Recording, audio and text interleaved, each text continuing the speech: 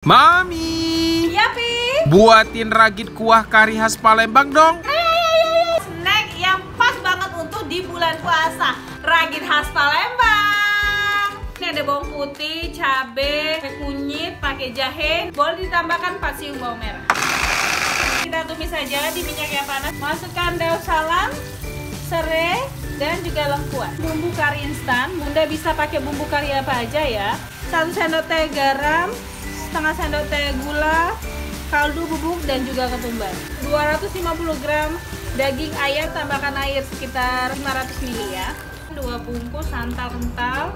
Nah, setelah mendidih seperti ini bisa langsung kita matiin ya, Bun. Mari kita buat roti jalannya ya, atau ragitnya. 250 gram tepung terigu. Saya jemput saja garam, susu UHT atau susu full cream juga boleh.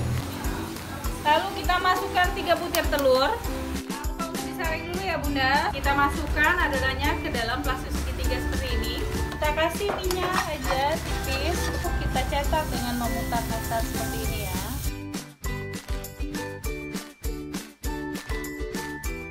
Lalu kita siram aja dengan kuah kari. Kita tambahkan bawang goreng. Papi! Yummy! Ini nih ragit kuah kari khas Palembangnya udah jadi. Besok kita mau bikin apa lagi nih? Komen di bawah. Jangan lupa juga like and share video Mami.